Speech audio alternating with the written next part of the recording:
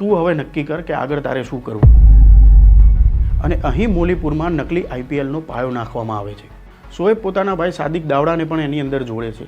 બંને મળીને ગામની બહાર એક ખાલી ખેતર ભાડે રાખે છે.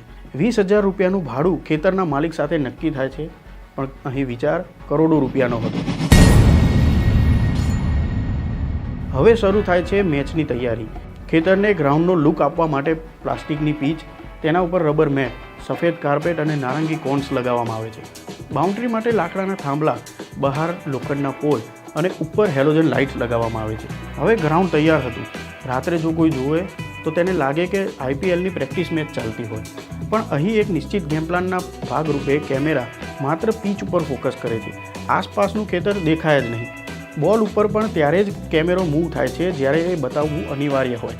આ કેમેરાની કરામતથી લોકો કેવી રીતે છેતરાતા હતા તેની વાત આપણે આગળ આ વિડીયોમાં કરીશું. કારણ કે અહીં સટ્ટા બેટિંગને પ્રોત્સાહન આપવાનો હેતુ નથી, પરંતુ ભારતમાં કેવી રીતે ક્રિકેટ ઉપર સટ્ટા લગાવવાની કરતૂતો થાય છે તેની તપાસ કેવી રીતે થાય છે અને આ સ્કેમ ઉજાગર કેવી રીતે થાય છે તેની આ વાત છે. અહીં ગ્રાઉન્ડ ઉપર 4 માળનું ગેન્ટ્રી, સામે tower cabin, 5 HD camera, wifi, generator, laptops અને મોટા મોટા સ્પીકર્સ પણ લગાવી દેવામાં આવે છે.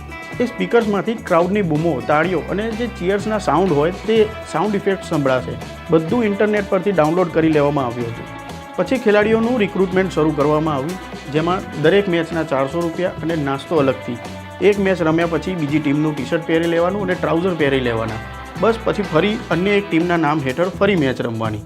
જેમાંથી 70 જેટલી અરજીઓ આવે છે અને 20થી 22 જેટલા છોકરાઓને તેમાંથી પસંદ કરવામાં આવે છે, જેમાં મોટાભાગના ખેડૂતો અને બેરોજગાર યુવાનો રાખવામાં આવે છે.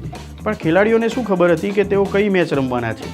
તેમને તો બેરોજગારી વચ્ચે પગાર મળતો થઈ જવાનો હતો. તેમાંથી ઘણા ખેલાડીઓ તો એવા હતા કે જેમણે ક્રિકેટ કીટ જ પહેલી વખત જોઈ હતી.